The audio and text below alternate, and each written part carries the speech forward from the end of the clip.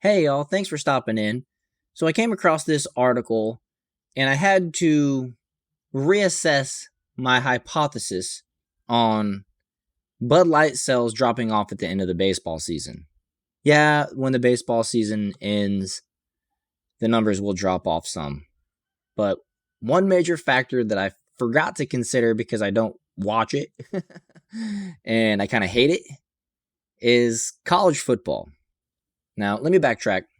If you're not familiar with what I was saying, I realized at a baseball game that I went to recently that Bud Light and Budweiser were being offered at half price or even a little bit less than half price than any other beer. They were more readily available, and I come to the understanding that this was propping up Bud Light sales and Bud Light's volume numbers. You know, Major League Baseball games, minor league baseball games, they play daily. There's roughly 15, 16 games per day, depending on, teams having days off. And I compared it to the incoming football season. That's 16 games a weekend rather than 16 games a day. And did the simple math and thought that essentially the 18-week football season won't be able to replace the 100 and whatever it is, 30 games now that the baseball teams play. But one factor that I had completely forgot to consider was college football. I'm not really a big fan of college football. I'm a huge fan of the NFL, but I'm not really a big fan of college. Basically, I don't like how the players are treated. I think they all should be paid, considering how much money is made off of them and how much time that they have to put into being a college athlete on the big levels, the main Division I colleges and stuff like that, football and basketball particularly. But anyways, moving forward, I forgot to consider college football in the fact that there's way more teams than 32 that are going to be filling stadiums, packing stadiums. Whereas baseball games, they're 12,000, 8,000, 10,000 plus, in attendance per night. So essentially one college football game a week is going to match up to 6 baseball games a week. There's going to be way more college football combined with NFL football games per week, just on the whole. And so I was extremely off. I vastly miscalculated. And, Bud Light and Budweiser, Anheuser-Busch has been actually looking forward to football season starting. They're the official sponsor of nearly every team. I don't know how they finagled this in the midst of all this turmoil. You'd think the NFL would be smarter than that, but maybe not with all the stuff that they've allowed to creep into their league over the last few years, which has been a disappointment to say the least. People go to sports to get away from the politics and the bullcrap of life, so to speak, and whenever they allow the politics and the woke racism to creep in, it brings that crap we're trying to get away from, into the thing that we use to get away from it. Hope that makes sense. But now I don't believe there's going to be a big drop off the end of the baseball season like I had hoped. Unfortunately. Anyways, let's go ahead and check this one out real quick. Bud Light collecting dust at stores ahead of football season. College football is finally back, and so is beer drinking season. Well, they said that about the summer, that summer was beer drinking season too, so whatever. So grab a free 30 rack? So grab a free 30 pack of Bud Light and head to the back deck. Stat!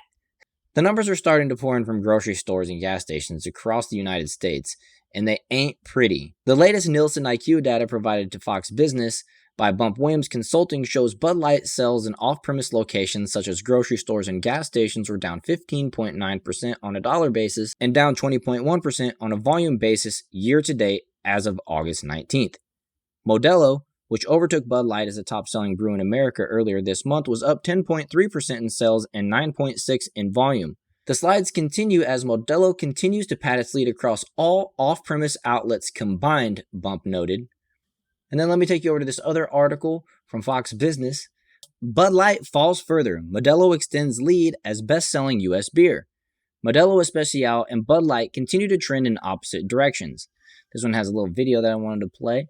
Let's go ahead and check it out. Anson Ferks with us right now, the former Anheuser-Busch president of operations. And Anson, your view was this was unfair to those workers, that this should have started at the top, certainly at Bud Light, maybe beyond. It's good to have you, but obviously the layoffs are still impacting the company with likely more to come. What do you think? It is. These layoffs are impacting the company. There's hundreds of people that have been let go. Their CEO, Brendan Whitworth, said this was due to ensure the long-term future success of the company. I've been on record stating that to ensure the long-term future success of the company, they need to find new leadership at the top. Because at the end of the day, it's the CEO that is accountable to the shareholders of the business and accountable to making sure they're increasing their profits, increasing their customer base. We saw in these latest earnings, this obviously is not happening in the U.S. This should have been a breakout year and a breakout quarter for this company. If you take a look at their first quarter earnings on a global basis, they were up 13% year over year, much higher than what the street was forecasting, up 7%, and also higher than what the company had been guiding to 4 to 8% increases. Yet in this quarter, you saw the U.S. business down 30% in terms of its earnings year over year. Earnings plunged in the U.S. That took the global company to only up 5% year over year, much below what analysts have been forecasting at the beginning of the year, and also at the low end of the range they're guiding towards this year. So obviously, we need to find somebody in the U.S. that can turn this business around, get these loyal Bud Light customers back. It might prove easier said than done. I am curious, though. I think that guy's right. It is going to be easier said than done. You know, there's been some speculation that the Bush family, well, he actually said, Billy Bush said that he wanted to try to buy Bud Light and Budweiser back from Anheuser-Busch, make it a American beer brand again. But like that guy said, I think it actually might be too late. It would be interesting to see a whole new rebranding by the founding, the family that founded it.